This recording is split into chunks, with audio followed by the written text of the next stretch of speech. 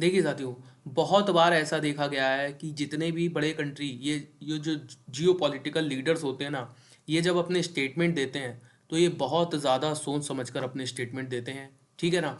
अब रिसेंटली जो Benjamin Netanyahu हैं, इसराइल के प्रधानमंत्री, इनके द्वारा एक स्टेटमेंट दी गई है जिसमें इन्होंने कहा है कि भाई गाज़ा बनेगा सऊदी का राज्य। मतलब कि इनडायरेक्टली तो उनका कहना यही है।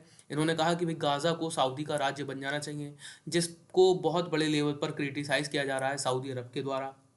ठीक है। अगर मैं आपसे कहूँ कि गाज़ा बनेगा सऊदी का राज्य, तो आपको ये चीज़ बहुत ज़्यादा हास्यास्पद लगेगी कि आप कैसे भाई अगर मैं कहूँ कि एक कंट्री को उठा करके दूसरे कंट्री के अंदर शिफ्ट कर सकते हैं। ठीक है। बट यहाँ पर आप इनके स्टेटमेंट की गंभीरता को समझिए। समझिए ये क्या कहना चाह रहे हैं। क्योंकि कल ही मैंने अपनी एक वीडियो में कवर किया था कि देखिए ट्रंप ने मिडल ईस्ट के अंदर इनको दे रखा है blank cheque. Blank cheque Trump ने इनको दे रखा है और ये अपने आप में बहुत बड़ी चीज़ है। ठीक। ब्लैंक चेक का मतलब ऐसा नहीं कि ब्लैंक चेक दे रखा है, मतलब कि ट्रंप ने इनको खुले हाथ दे रखे कि भाई आप मिडिल ईस्ट के अंदर जो करना है वो करिए, हम आपके साथ हैं। ठीक है। देखिए होता क्या है, इससे पहले हम आगे बढ़ें, अगर आपने हमारे इस चैनल को सब्सक्राइब नहीं किया है so please subscribe this channel, because global updates की डेली वीडियोस हमारे इस चैनल पर अपलोड की जाती हैं। अब मैं आगे बात करूं कि कैसे इसकी पृष्ठभूमि तैयार हो सकती है आने वाले समय में।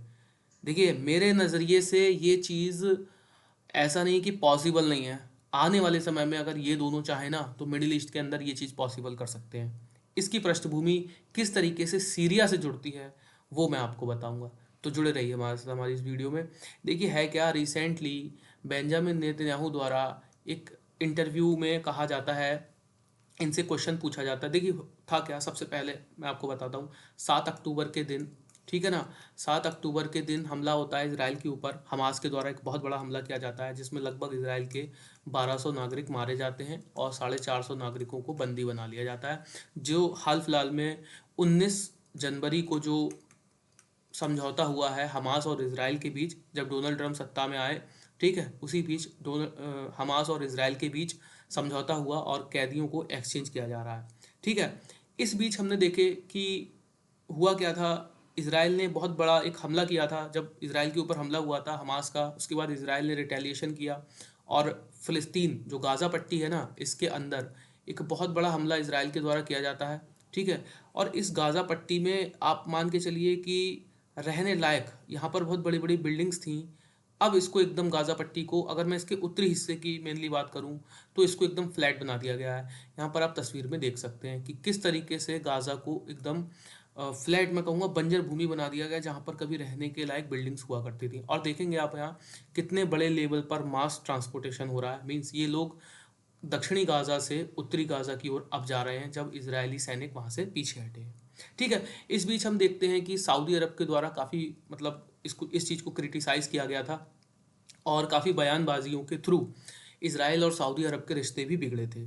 तो अब जो पूरा केंद्र बना हुआ है ना, अगर मैं इस स्टेटमेंट की बात करूं, ये जो स्टेटमेंट बेंजामिन नेतन्याहू द्वारा दिया गया है कि गाज़ा जो है वो बन जाना चाहिए सऊदी अरब का राज्य। तो ये जो स्टेटमेंट बेंजामिन नेतन्याहू ने दिया है वो सिर्फ और सिर्फ जो इसराइल और सऊदी अरब के बीच, मैं कहूँ कि बातूनी बहस जो चल रही है स्टेटमेंट्स के थ्रू, उस उसके तहत बेंजामिन नेतन्याहू द्वारा ये स्टेटमेंट दिया गया है। अब देखिए होता क्या है, सऊदी अरब चाहता है कि इसराइल ने जो तबाही मचाई है, कहाँ पर, ये फ़िलिस्तीन के अंदर, ठीक है, गाज़ा पट्टी पर इसराइल ने जो तबाही मचाई है, यहाँ पर कहा यह जा रहा है रिपोर्ट्स के अनुसार कि जो गाज़ा गाज़ा है ना, वो 70 साल पीछे चला गया अपने आप में।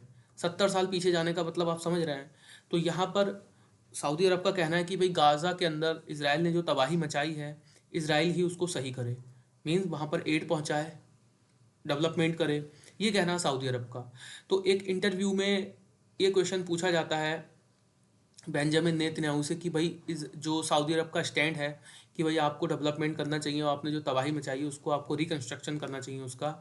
तो फिर इनके द्वारा कहा जाता है कि भाई देखिए यहाँ पर स्टेटमेंट आप इनका पढ़ेंगे, Netanyahu suggest stabilising Palestinian state in Saudi Arabia. इनके द्वारा हंसते हुए कह दिया जाता है कि भाई एक काम कीजिए, सऊदी अरब के अंदर इन पैलेस्टीनियंस को बसा दीजिए। देखिए ये भले ही इन्होंने जोक्स अपार्ट में कहा है, बट मैं आपको इनकी मेंटालिटी बताता हूँ कि ये जो इज़राइल कंट्री है ना, वो कोई छोटा मोटा कंट्री नहीं है मिडिल ईस्ट के अंदर। ये एकदम अमेरिका का हाथ है मिडिल ईस्ट के अंदर। देखिए, कौन सही है कौन गलत उसका निर्णय करने वाला मैं नहीं हूँ, बट मैं ये ज़रूर कहूँगा कि कौन क्या कर रहा है उसको ज़रूर हम संक्षिप्त में व्यक्त करेंगे। ठीक है। अब देखिए, उससे पहले हम लोग स्टेटमेंट देख लेते हैं हाल फिलहाल में। अब देखिए किस तरीके से मतलब ऐसी भूमिका बन सकती है कि आने वाले समय में इसराइल ऐसा कर सकता है। देखिए हुआ क्या था, अभी थोड़े दिन पहले ही 9 जनवरी की अगर मैं सॉरी 8 जनवरी की अगर मैं बात करूं, तो यहाँ पे आप देखेंगे कि बेंजामिन नेतन्याहू मीटिंग करते हैं डोनाल्ड ट्रंप के साथ। अब देखिए, डोनाल्ड ट्रंप से मिलने वाले पहले ऐसे नेता बने हैं बेंजामिन नेतन्याहू इनके दूसरे कार्यकाल में। ठीक है। ये इम्पोर्टेंस है बेंजामिन नेतन्याहू की अमेरिका के लिए, समझिएगा आप, ये इम्पोर्टेंस है कि ये पहले नेता बने हैं। अब यहाँ पर आप ट्रंप का स्टेटमेंट देखिए, बीबीसी की ये रिपोर्ट है। Trump says Israel will hand over Gaza, means Israel को दे दिया जाएगा, इजराइल गाजा पर कब्जा करेगा यूएस आफ्टर फाइटिंग हैंड्स, मतलब कि जो फाइटिंग मतलब यूएस को दे देगा कौन, इजराइल। ठीक है, गाजा को, जब हमास और इजराइल के बीच लड़ाई रुक जाएगी। अब यहाँ पर आप दो स्टेटमेंट को एक साथ में अगर कहूँ तो यहाँ पर ट्रम्प का स्टेटमेंट और दूसरी ओर आप इनका स्टेटमेंट देखेंगे जब बेंजामिन नेतन्याहू का, तो अपने आप में ये स्टेटमेंट्स बहुत ज़्यादा एकदम रिलेट करते हैं, लिंक करते हैं एक दूसरे से। ठीक है। देखिए है क्या, सऊदी अरब चाहता है, सऊदी अरब की ट्रिटी क्या है उनके साथ, इसराइल के साथ, उसको आप समझिए। Saudi Arabia's commitment to a Palestinian state. सऊदी अरब का कहना यह है कि भाई हम इसराइल के साथ अपने संबंध तभी सुधारेंगे जब इसराइल 1967 के तहत, मतलब कि पहले जैसी फिलिस्तीन और इसराइल के बीच भूमि थी, मतलब जो मैं बात करूं सीमाएं थी भूमि की, उस तरीके से बना दे। मतलब कि दो राज्य, यहाँ पर टू स्टेट की थ्योरी कहता है कौन, सऊदी अरब। सऊदी अरब कहता है कि भाई टू स्टेट बनने चाहिए, फर्स्ट होना चाहिए पैलेस्टीन, ठीक है, और दूसरा इसराइल। मतलब इसराइल को नकारता नहीं है सऊदी अरब, लेकिन कहता है कि भाई आप फिलिस्तीन को बसाइए और 1967 जैसे बॉर्डर क्रिएट कीजिए, पहले जैसी स्थिति लाइए। अब यही क्वेश्चन इस समय किया जा रहा था बेंजामिन नेतन्याहू से। उसके बाद बेंजामिन नेतन्याहू ने कहा कि भाई फिलिस्तीन को आप एक काम कीजिए, सऊदी अरब के अंदर ही बसा लीजिए। अब देखिए, ये सबसे बड़ी नाराज़गी है सऊदी अरब की। ठीक है। सऊदी अरब की ये नाराज़गी है कि बेंजामिन नेतन्याहू, या फिर मैं कहूँ कि इसराइल ऐसा नहीं कर रहा है। इनका कहना है कि भाई इसराइल को ऐसा करना चाहिए, फ़लस्तीन को फिर से बसाना चाहिए। बट इन्होंने अब तो डायरेक्टली मना कर दिया, बेंजामिन नेतन्याहू ने अब तो डायरेक्टली कह दिया कि भाई अब आप कुछ भी कर लीजिए, हम जो 7 अक्टूबर का हमला हुआ है ना, इसके बाद से तो इसको देखते हुए अब हम बिल्कुल नहीं बसाने वाले फ़िलिस्तीन को। इन्होंने साफ मना कर दिया है कि अब हम फ़िलिस्तीन को बिल्कुल नहीं बसाएंगे, क्योंकि जो 7 अक्टूबर का हमला हुआ है इसने हमें एकदम तोड़ के रख दिया है। और रियली जो इसराइल के ऊपर हमास ने हमला किया था 7 अक्टूबर का, दैट वॉज वेरी ब्रूटल, बहुत ज़्यादा ब्रूटल हमला था। बहुत, मैं कहूँगा कि बहुत सारे लोग इसमें मारे गए थे। ठीक है। देखिए, ये मेंटालिटी है सऊदी अरेबिया की फ़िलिस्तीन को लेकर। सऊदी अरेबिया चाहता है कि टू स्टेट बने वहाँ पर। ठीक है, एक बने फ़िलिस्तीन और दूसरा बने इसराइल। अब रिसेंटली जब बेंजामिन नेतन्याहू द्वारा ये स्टेटमेंट दी गई थी, उसके बाद से ही मिडिल ईस्ट के जो कंट्री हैं उनके द्वारा इसकी आलोचना की गई। यूएई के द्वारा भी कहा गया कि भाई देखिए ये बिल्कुल गलत है, वहाँ पर दो स्टेट बनने चाहिए और जो ह्यूमन राइट्स हैं उसके तहत फ़िलिस्तीन को बसना चाहिए। ओआईसी, जो कि इनका एक मिडिल ईस्ट में जो जितने भी कंट्री हैं खाड़ी देश, उनका जो कॉपरेशन है, उसने भी बहुत बड़े लेवल पर इसराइल को, मतलब बेंजामिन नेतन्याहू के इस स्टेटमेंट का की आलोचना की है। ठीक है। अब देखिए क्वेश्चन ये उठता है कि अगर जो इसराइल है इतना छोटा सा तो ये देश है, ठीक है ना, कहाँ पर, मिडिल ईस्ट के अंदर, और वो भी ये चारों ओर से अपने दुश्मनों से घिरा हुआ है। यहाँ पर आप देखेंगे, थोड़ी सी भूमिका मतलब इसकी समझने का प्रयास कीजिए किस तरीके से। देखिए ये है इसराइल, ठीक है, ये है इसराइल। अगर मैं बात करूँ जॉर्डन की, बात करूँ इधर लेबनान की, और ये सॉरी ये सीरिया, इधर लेबनान की, और इधर की साइड में जब हम देखेंगे यहाँ पर देखिए आप, ये है इसराइल छोटा सा, और यहाँ पर मिस्र। ठीक है, ये चारों ओर से अपने दुश्मनों से घिरा हुआ है। उसके बावजूद भी इसराइल की यहाँ पर पावर बहुत ज़्यादा है, बिकॉज ऑफ, मैंने आपको पहले बताया कि देखिए डोनाल्ड ट्रंप ने दे रखा है इनको एक ब्लैंक चेक मिडिल ईस्ट के अंदर। अभी जब ये 1.5 साल से युद्ध चल रहा था इसराइल और हमास का, ठीक है, इसमें भी हमने देखा कि किस तरीके से अमेरिका ने इसराइल की हेल्प की। बहुत बड़े स्तर पर बॉम्ब, ठीक है, एमिनेशंस प्रोवाइड कराया गया इसराइल को, और उसके ही आधार पर इजराइल इतना लंबा युद्ध लड़ सका। देखिए इतना लंबा युद्ध लड़ने के बाद गाज़ा तो 70 साल पीछे चला गया, बट इजराइल के ऊपर कोई इफेक्ट नहीं पड़ा। उसका मुख्य कारण यही है कि अमेरिका सपोर्ट्स इजराइल। ठीक है, अब यहाँ पर भूमिका क्या बनती है कि क्या ऐसा हो सकता है। तो देखिए इस स्टेटमेंट पे जब आप आएंगे तो स्टेटमेंट है डोनाल्ड ट्रंप का। Trump says Israel will hand over Gaza to US. समझिएगा, यूएस यहाँ पर अभी रिसेंटली यूएस मतलब डोनाल्ड ट्रंप ने कहा था, डोनाल्ड ट्रंप के तो बहुत सारे ऐसे बयान आए हैं रिसेंटली। डोनाल्ड ट्रंप ने यहाँ पर कहा था कि भाई देखिए हम डेवलपमेंट करेंगे गाज़ा के अंदर, बट पहले हम ये चाहते हैं कि गाज़ा के ये जो लोग हैं ना इनको यहाँ से हटाया जाए। अब इनको हटा करके कहाँ ट्रांसपोर्ट किया जाएगा? इनको ट्रांसपोर्ट किया जाएगा लेबनान, मिस्र, ये दो कंट्री, लेबनान सॉरी जॉर्डन और मिस्र, ये दो कंट्री सजेस्ट किए गए थे, बट मिस्र और जॉर्डन द्वारा इस चीज़ को मतलब इस चालाकी को भांप लिया गया है कहीं ना कहीं। इसलिए अगर मैं बात करूं मिस्र की, तो इन्होंने भी आलोचना करते हुए, मिस्र इजिप्ट ने भी आलोचना करते हुए मना कर दिया, जॉर्डन ने भी आलोचना करते हुए मना कर दिया कि नहीं भाई ऐसा ट्रांसपोर्टेशन बिल्कुल भी नहीं होना चाहिए। यही कारण है सऊदी अरेबिया ने भी बहुत कड़ी आलोचना इस स्टेटमेंट की है। लेकिन डायरेक्टली सऊदी अरब दुश्मनी नहीं ले सकता अमेरिका से, बिकॉज ऑफ कि सऊदी अरब और अमेरिका के जो रिलेशंस हैं वो बहुत ज़्यादा स्ट्रॉन्ग हैं। ठीक है, अब देखिए इस तरीके के स्टेटमेंट जब आ रहे हैं, ठीक, अभी तक जो इजराइल की सेना है ना उसने एक, मैं बात करूं तो बहुत बड़े लेवल पर एक कब्जा कर रखा है। कुछ ऐसे लिंक रोड हैं जहां पर जो कि गाज़ा और इजराइल को जोड़ते हैं, उन पर अभी भी इजरायली सेना का कब्जा है, क्योंकि 42 चरणों में ये समझौता होना है जो इजराइल और हमास के बीच हुआ है, मतलब कि एक्सचेंज हो रहे हैं कैदी, वो 42 चरणों में होना है। ठीक है, तो अभी वो समझौता चल रहा है, इसीलिए ना तो हमास पीछे हटा है ना ही इजराइल पीछे हटा है।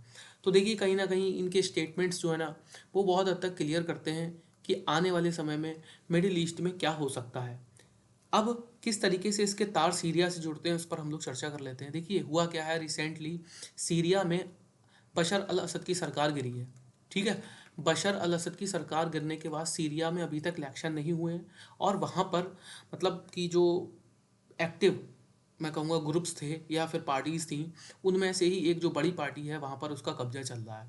बट इससे पहले ही हमने देखा था कि किस तरीके से सीरिया के अंदर एंटर करके इजराइल के द्वारा, इजराइल की आर्मी सीरिया के अंदर एंटर की। ठीक है, और एंटर करने के बाद उसने सीरिया के एक हिस्से को, एक बफर जोन जो बना हुआ था सीरिया और इजराइल के बीच, उस पर अपनी मिलिट्री को इंस्टॉल कर दिया। ठीक, अब देखिए जब सीरिया का ये कब्जा हो गया, सीरिया पर थोड़ा सा इसराइल ने कब्जा कर लिया, और इधर गाज़ा पट्टी के अंदर इसराइल ने थोड़ा सा कब्जा कर लिया। ठीक, समझिएगा आप यहाँ पर।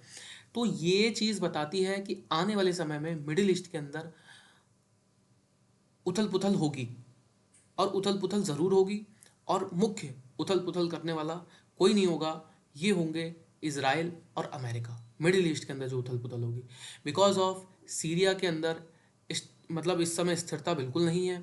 सीरिया के अंदर कहीं ना कहीं मंजर ऐसे हैं कि आने वाले समय में हमें सीरिया के अंदर एक बहुत बड़ा गृह युद्ध देखने को मिल सकता है, जिसके बाद फिर से ऐसी ही सिचुएशंस पैदा होंगी। समझिएगा आप मेरी बात की गंभीरता को, जिसके बाद मिडिल ईस्ट के अंदर फिर से ही ऐसी सिचुएशन पैदा होंगी जैसे इसराइल हमास के वॉर के बीच हुई थी। किस तरीके से हमने देखा था कि इसराइल के ऊपर लेबनान, ठीक है, इसराइल के ऊपर 6 तरफा हमला हुआ था। इधर से हिजबुल्ला, सीरिया से भी हमला हो रहा था, जॉर्डन से तो हमला नहीं हो रहा था, बट अगर मैं बात करूं हुतीज़, उनके द्वारा भी इसराइल पर अटैक किया जा रहा था, और उधर ईरान के द्वारा भी इसराइल पर अटैक किया गया था। तो देखिए यही चीज़ है, सीरिया की अस्थिरता कहीं ना कहीं मुझे ऐसा लगता है ले डूबेगी हम गाज़ा को। ठीक है, गाज़ा के लोगों को ये ले डूबेगी। ऑलरेडी गाज़ा के अंदर लगभग 47,000 लोग मारे जा चुके हैं, ऐसी रिपोर्ट गाज़ा के स्वास्थ्य मंत्रालय द्वारा दी गई है, और इसके डबल लोग घायल हैं, और कुछ हज़ारों में लोग गायब हैं। देखिए सीरिया की अस्थिरता, अगर सीरिया में स्थिरता नहीं आती है तो सीरिया की अस्थिरता आने वाले समय में इन ग्रुप्स, जो वहाँ पर मिलिटेंट ग्रुप्स हैं, उनको ताकत देगी, और ऐसा होगा तब ये कोई भी ग्रुप हो ये इसराइल के ऊपर हमला जरूर करेंगे, और इसराइल के ऊपर अगर हमला होता है तो फिर इसराइल ऐसे स्टेप आने वाले समय में ज़रूर लेगा। फिर मैं कह रहा हूँ कि ये जो बड़े कंट्रीज़ होते हैं इनकी मेंटालिटी बहुत हद तक अपने स्टेटमेंट से क्लियर होती है कि हम आगे क्या करेंगे। ठीक है ना। तो देखिए ये थे लिंक कि गाज़ा किस तरीके से, मैं ये तो नहीं कहूँगा कि भाई सऊदी अरब का ही राज्य बन जाएगा, बट इनको सपोर्ट करने वाला और कोई है भी नहीं मिडिल ईस्ट के अंदर। तो यही कारण है कि आने वाले समय में गाज़ा के अंदर भी सिचुएशन बिगड़ सकती हैं, और वहाँ के जो लोग हैं उन पर भी आने वाले समय में सीरिया की अस्थिरता के कारण खतरा मंडरा सकता है।